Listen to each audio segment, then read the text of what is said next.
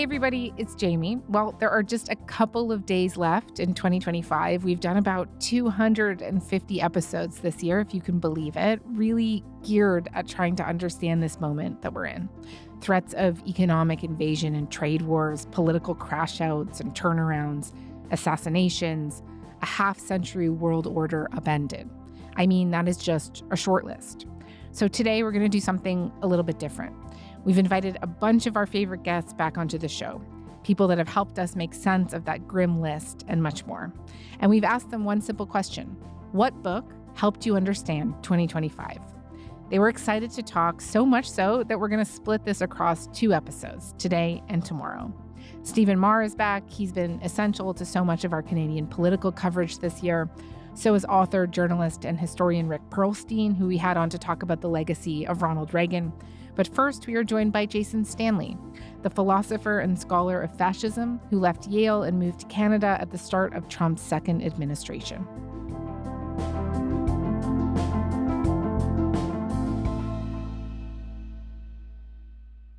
Jason, thank you so much for coming back on the show. It's great to have you. It's great to be in discussion with you again. So you have had a year of enormous change yourself, leaving Yale, moving to Canada, watching the political landscape in the U.S. shift away from anything that we'd long recognized as normal. And when we asked you to pick a book that helped explain the year we just lived through, you actually pointed to 2 books: Plato's Republic, Book 8, and Peter Beinart's Being Jewish After Gaza, A Reckoning.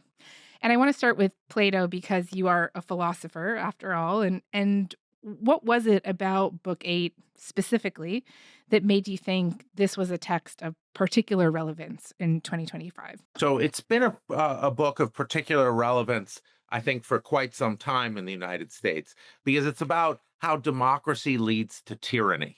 And Plato gives this argument that's been sort of should be the foundation of democratic political philosophy. And the argument is that democracy allows anyone to run for office.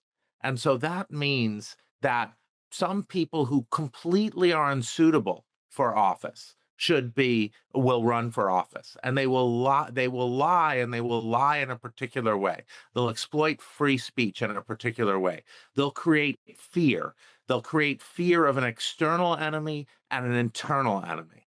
And they'll tell the people that they will protect the people from this external enemy and from this internal enemy. And then Plato says some things like they'll promise money to the people. So what you see now is Donald Trump promising Trump checks for people, all the while keeping fear alive and telling the people, I am your protector. I am the only one who can save you from the internal enemy and the external enemy. What do you think this all says about the enduring relevance of a book that was written thousands of years ago? It shows us that we are not in a new moment. It shows us that democracy has always been fragile and unstable if we let ourselves fall into this demagoguery. It shows that there's something that philosophers have always recognized about people, about our vulnerabilities to fear, to scapegoating, to being afraid of scapegoats.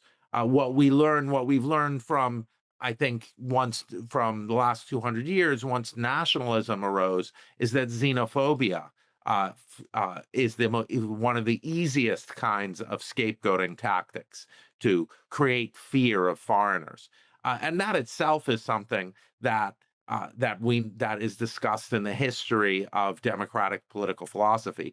In Pericles' funeral oration, he talks about how democracies welcome the foreigner to the city. And so you're moving into an anti-democratic moment when foreigners, people coming into the city from outside, are treated as something to fear. Pericles says democracies do not fear the outsider coming in. Plato describes this ladder of decline to outline how states eventually degenerate. Where do you think the U.S. is on that ladder today? And what does Plato say about how this backsliding kind of ultimately happens? Well, I think the United States today is not, you can't really bring Plato to bear uh, to talk about the kind of structure, a political structure of the United States. Plato isn't talking about a Supreme Court or a division of powers. He's talking more about the way democratic culture erodes into a culture of tyranny, because democracy is fundamentally a culture. It's a culture of equal respect and maximum freedom. So, what you do, what fear does is, and what scapegoating does, is you make people afraid of certain groups. And then afraid of the freedom you're giving groups. Think of the attacks on women that are so central to attacks on democracy, attacks on women's freedom. What you're saying is that women's freedoms are a threat. So the freedom for an abortion, uh, the that is a threat to you. So you represent freedoms as threats. So you're representing the chief value of democracy, freedom, as a threat, and equality as a threat. And so I think what we're seeing in the United States with the open cruelty of the Trump administration, of the Trump regime, with a kind of like flaunting and bragging about the cruelty to immigrants, we're seeing a direct attack on the basis of equal respect, which is empathy.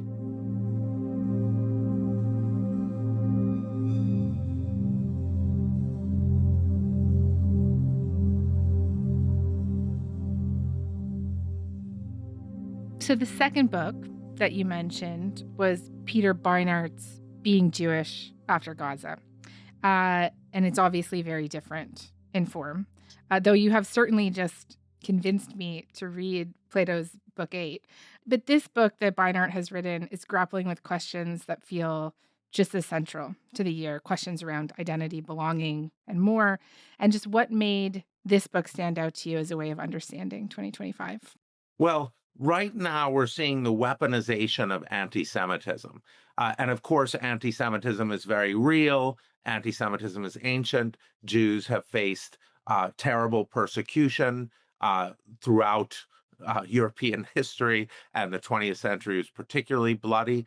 But what Beinart does is he shows how that history of victimization has been used as a way, what he calls a way of not seeing, as a way to mask the crimes that the state of Israel is doing to people who are not Jewish, the Palestinian people. And so obviously, there's a long history of Jewish people who were not Zionists. But whether you're a Zionist or not, you don't have to approve of the actions of the state of Israel. Uh, and being Jewish is not identical with supporting the actions of the state of Israel, or even supporting Zionism, religiously based states. But what we've seen is the weaponization of anti-Semitism against democracy. So it's particularly bad in the United States, but also bad in Germany, and many countries, where basically you're using it to attack free speech. The actions of a state should never be immune from criticism and open debate.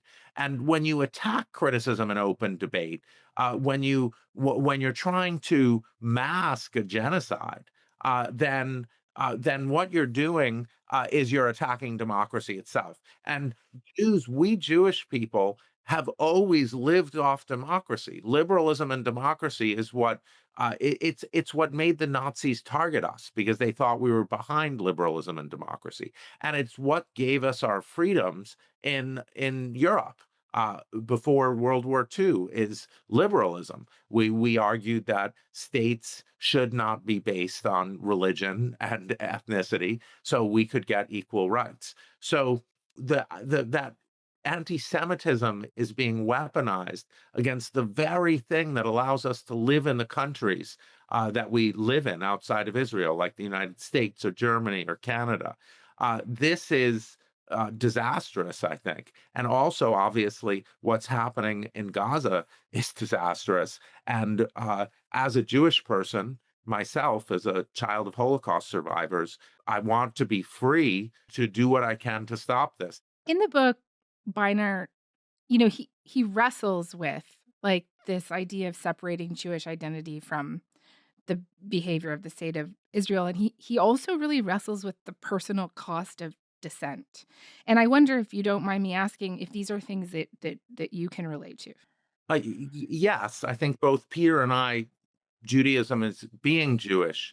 I mean, Peter is a very religious Jewish person, and I am less religious. I'm Reformed Jewish. My children are raised Jewish. My children. It's just very important to me being Jewish, and very important to Peter. I mean, I think that Jewish people always argue amongst themselves, and we definitely argue amongst ourselves about Israel. That's just the history of the 20th century with whole movements like the Jewish Bund. But yeah, it's a difficult moment because I always feel like my fellow Jewish people can tolerate disagreement with me and still recognize that, we're probably related as fifth cousins. But it is very, very tough when these existential things come between us. And it's tough because I believe that the Palestinian people deserve our support right now, given what they face and what they have faced. And that puts me in conflict with, people who I'm tied to very closely. But yes, it comes with definite personal cost. It comes with fear of being accepted in a community that I look to for primary acceptance. We've talked about how in your own life you left the US at the start of Trump's second administration. And just when you look at both of these books, I wonder, did they speak to anything else that was personal for you about exile, for example, fear, belonging? Well, I think there's a sense in which you become estranged from your people or your country, sense in which you can become estranged because of the behavior. I mean, I don't think, I mean, I think there are so many left-wing Jews critical of the behavior of the state of Israel that I feel warmly accepted within that community. But, I mean, there's a feeling that, take the United States. I don't want to be associated with the cruelty of ICE. I don't want to be associated with a country that elected with the mood of a country that elected Donald Trump, even though I do love my country. And so, so that feeling of conflict between identities, when one of your identities is tied up in something like ICE on the one hand, or supporting a state that's doing terrible things on the other.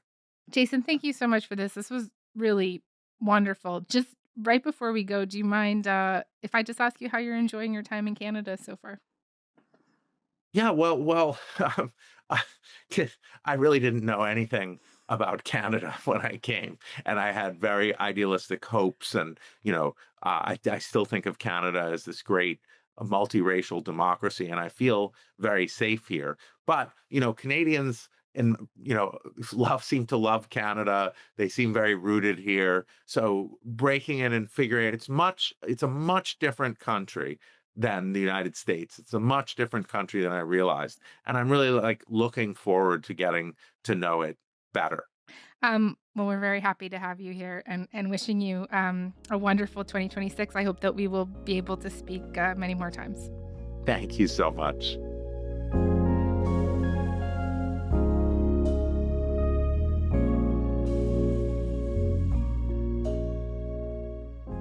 All right, next up, we asked Canadian political reporter and author Stephen Marr for suggestions of his own, and he brought us to an election which set the course of Canada's modern political history. The book is Christopher Pennington's The Destiny of Canada, a sweeping history of Canada's political formation in the 19th century. Stephen, welcome back to the show. Thank you. It's a pleasure for me to be with you. Okay, so when we asked you to pick a book that helps explain the year we just lived through, you went all the way back to the 19th century. And why The Destiny of Canada? Why does it feel relevant right now? I read it as journalistic research, I was writing something about Canadian nationalism and decided to look back at the history of Canadian nationalism. So, it's one of those things journalistically, you're like sort of fact grubbing, looking around for stuff. And I found myself really absorbed in the story of the election of 1891, the last election of Sir John A. Macdonald, the first election of Wilfrid Laurier. And I was amazed by the striking similarities between that election and the 2025 election. And just tell me more about those similarities. It turned on the relationship with the United States. Sir John A. at that time was 76. His government was corrupt and tired, and his central policy, the national policy, with tariff barriers to protect Canadian manufacturers and so on, was really causing a lot of economic hardship. At the time, it was still a largely agricultural country, and so farmers were complaining that they couldn't get access to US markets tariff free. And the Americans were trying to use tariffs. A guy named McKinley, who was then a congressman, later became president. They were increasing the tariffs on Canada. And it was widely understood that this was in an effort to force Canada to be annexed to the United States. Well, that sounds familiar. And just other moments of Canada's current political moment, maybe populism, regional anger, distrust of institutions, sovereignty. Do you see any of those reflected in that earlier period? Well, there was not a populist sort of feeling at that time. That came later. But there's this eternal division between English and French Canada. And one of the stories of the election, Laurier was then the charming and widely admired, but little known leader of the Liberal Party of Canada. And he initially refused to take the job or didn't want to because he was afraid that English Canadians would never vote for a French Canadian leader. And at the time, the Orangemen were still a powerful force in Canadian politics. And they basically wanted to force French people to speak English. And whereas Sir John A. Macdonald was showing, for his time, a more open and respectful approach to French Canadians. Reading this book again, what struck you most about the relationship between elites and popular anger in early Canada, and how familiar did that dynamic feel in 2025? The key thing is the sort of desperation that Canadians felt around the economy because of the trade threat. The Liberals end up proposing reciprocity, freer trade with the Americans, and Macdonald is resisting that. And he manages. There's a fascinating story about really skullduggery on both sides. When I was reading, my eyes popped out of my head. I thought about Kevin O'Leary. There Hmm. was a guy at that time called Erastus Winman, who no one's ever heard of now, but he was a famous Canadian businessman who lived in the United States. And he was proposing what he called commercial union between the two countries, very much like the economic union proposal that Kevin O'Leary was proposing. I went back and saw you interviewed him when he was trying to sell that idea. Did I ever? Um, would you say that this book offers like a reassurance that we have weathered similar tensions before? It was tremendously reassuring to me to see that Canadians in that election chose the Canadian nationalist perspective, even though they were aware that they might have to pay a short term economic price.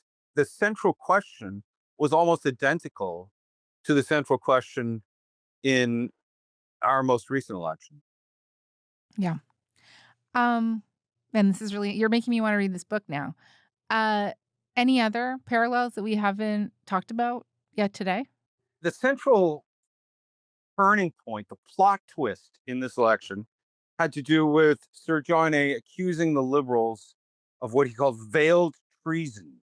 And there was a similar sort of tone to some of the Liberal attacks on Polyev in the most recent election. And there's this really weird story I want to tell you. Uh, During the run up to the election, there was a guy at that time, a famous Canadian journalist called Ned Farrer, who was working for the Globe, which was not yet joined the Mail.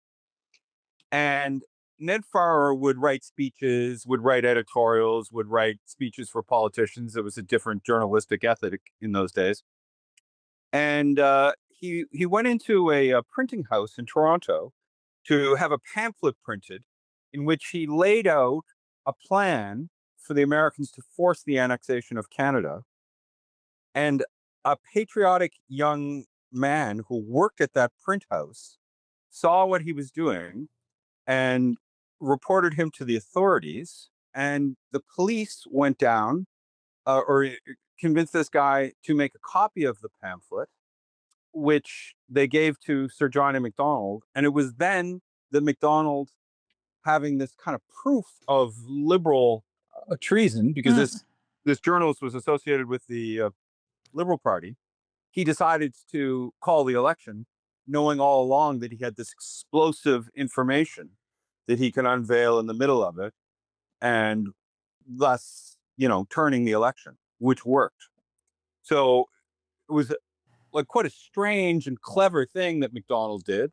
He's wily and has got a secret that he thinks is going to win him the election, and it does. That's very fun. Stephen, this was great. Thank you for this. My pleasure. We're going to take a short break now, but coming up, we'll hear from historian Rick Perlstein, who joined us earlier this year for a discussion about the legacy of Ronald Reagan. Perlstein has chosen one of the great American novelists as his pick for 2025.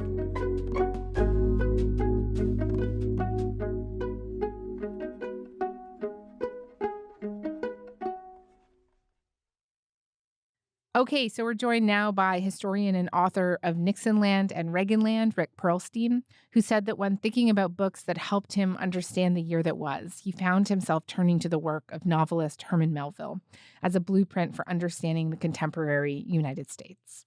Rick, thank you so much for coming back onto the show. It's great to talk to you. Thanks. It's great to talk to you. I think blueprint is an interesting metaphor, and now we're talking about fiction. Maybe it's more like Borges' map of the world on a 1-to-1 scale. Blueprint kind of seems like something you can file away from the drawer and kind of reproduce. Yeah. It's very, very complicated, which is why it's so important to be reading artists like Melville, who get at the complexity rather than, the idea that we can kind of read some nonfiction book that somehow explains it all. Well, tell me more about why Melville and why not just one book, but a whole constellation of them. Sure. I mean, I should start by a little bit more of an introduction. I mean, I'm a historian, and actually came kind of late to a passion for fiction and literature for various reasons. I didn't like my high school English teachers, so it really was only kind of in my maturity as a historian thinking deeply about questions about America, right? And its meaning and its prospects and in both its tragedy and its glory that I began approaching people like Dickens and Dostoevsky, who has interesting things to say too. All of them have interesting things to say about our movement, but especially kind of fell in love with Melville and have been reading every word he writes. And really, it is the depth of the kind of questions he asks, both about what it means to be a human. Like his first book he ever wrote was kind of a memoir of being a castaway from a ship in the South Seas and living, as he actually did, among Caribbean natives. And it was kind of a bestseller because it was very sexy, but it was also a very profound meditation way ahead of its time about cultural relativism. And is it really true that the Christian West is superior to everyone else in the world? So he already kind of opened the door to some very profound questions about how we organize ourselves politically and morally. And then he moved on to writing about America. in which his questions were equally profound. Why is his vision of immigrants or immigration particularly relevant right now, you think? That is the one I've read most recently. And I should say that he started this evolution from being a popular writer to a more and more morally and artistically complex one as his life continued, and less popular, right? One of the fun things about his life was the better he wrote and the more profound his answers, the fewer people wanted to read him. And in his last novel, he actually makes that the subject of this allegory about why a person who's come up with this morally profound body of work can't sell his books, but someone who writes kind of shallow stuff can, right?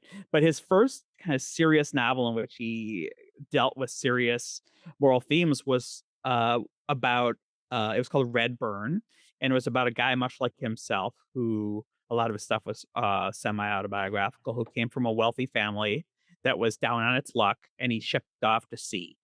And many, many interesting things happen in that novel that were kind of a harbinger of what's generally considered his greatest book, Moby Dick, right? It's the Moby Dick of Melville novels, is Moby Dick, right?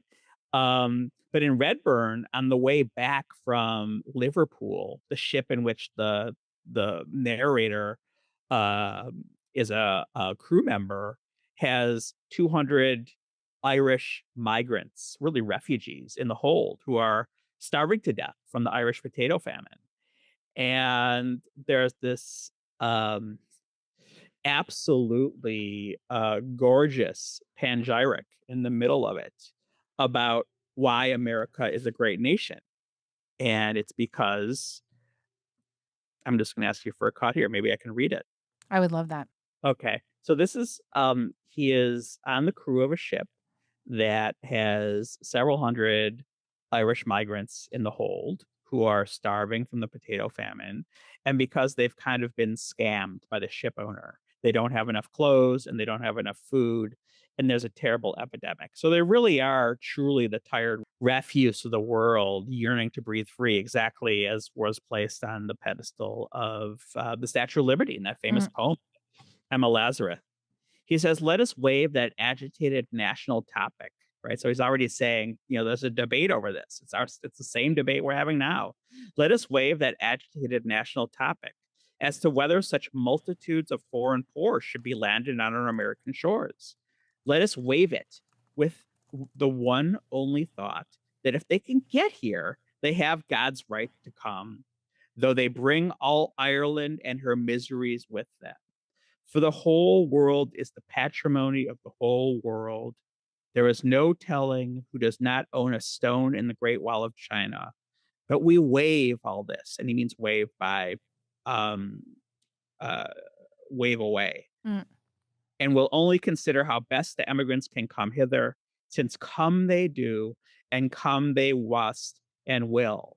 Of late, a law has passed in Congress restricting ships to a certain number of emigrants according to a certain rate. If this law were enforced, much good might be done, and so also might much good be done were the English law likewise enforced, considering this fixed supply of food for every immigrant embarking from Liverpool.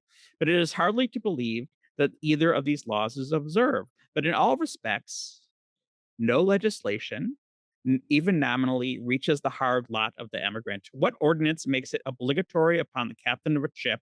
We talk of the Turks and abhor the cannibals, but may not some of them go to heaven before some of us? We may have civilized bodies and yet barbarous souls. We are blind to the real sights of the world, deaf to its voice, and dead to its death.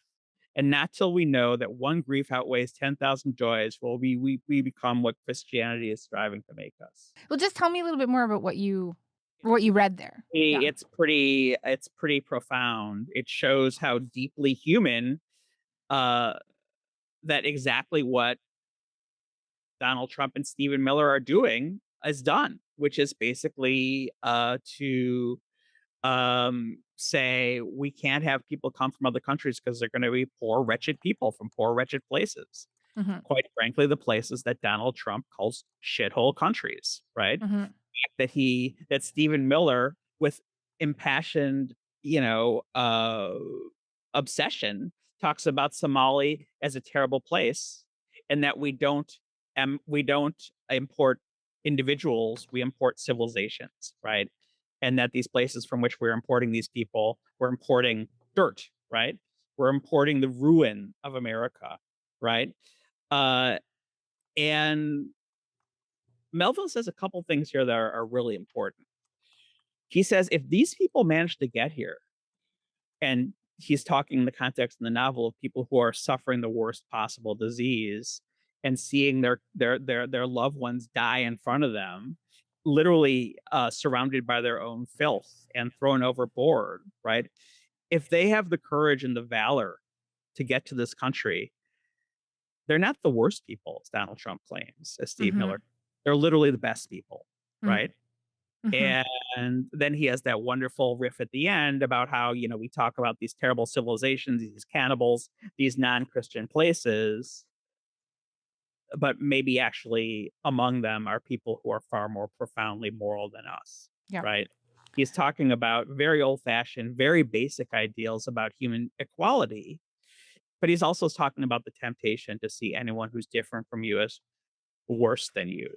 And, he could be, again, quoting what Stephen Miller says. Stephen Miller, who in a brand new, wonderful piece by Greg Sargent, The New Republic, comes from a family about which the exact same things were said because they were Jews from Tsarist Russia, that he now says about Somalian immigrants. Mm. And it's really gross and it's really disgusting. And it's also something that we Americans have been struggling with for almost 200 years.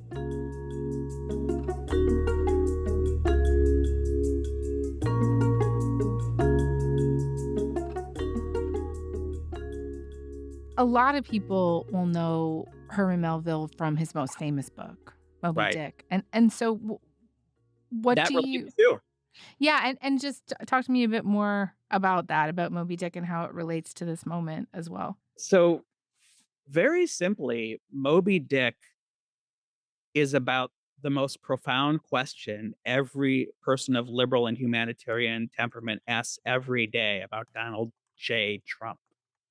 How can people follow someone who is so bad for their lives, so bad for their families, so bad for their prosperity, so bad for their moral core and their connection to the, whatever is their faith or their wisdom tradition, right? And yet they enthusiastically join forces with him, right? Mm-hmm.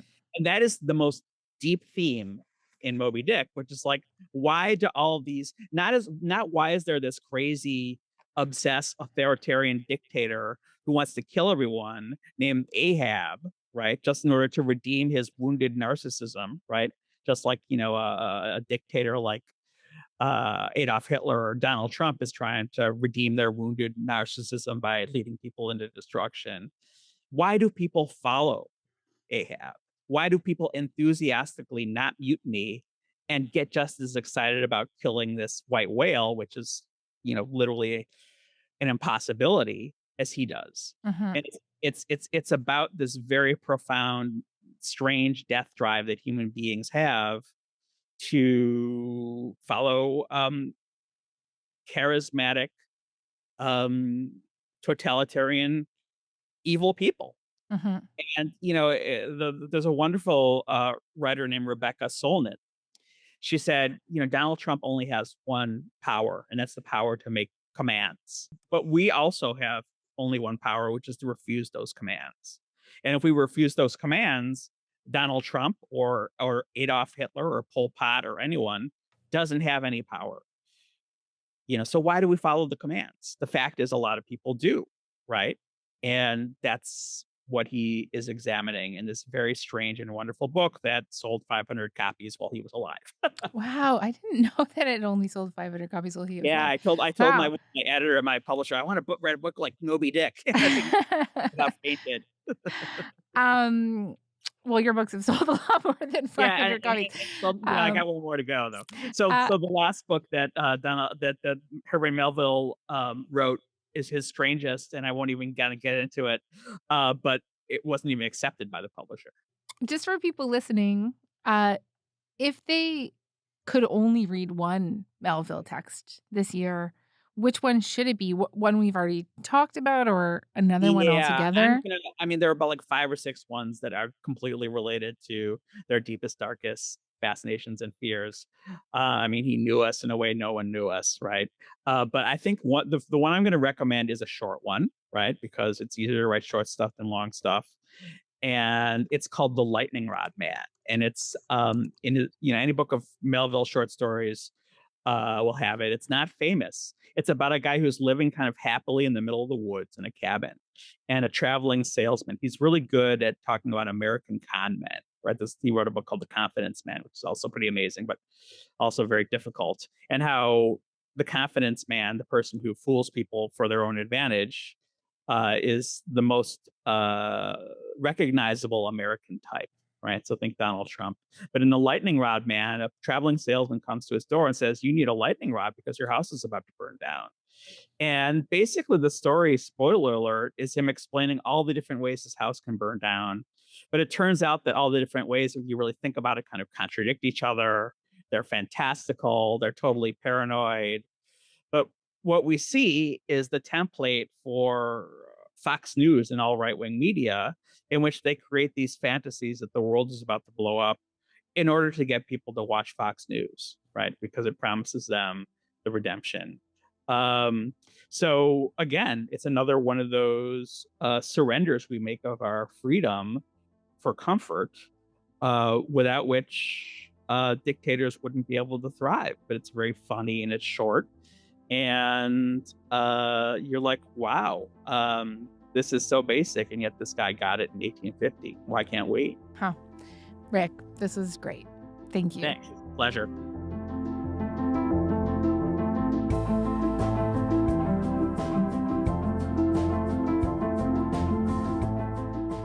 Okay, that was Jason Stanley, Stephen Marr, and Rick Perlstein on the books and authors that helped them make sense of the last year in news, and our first installment in a set of 2 episodes on that theme.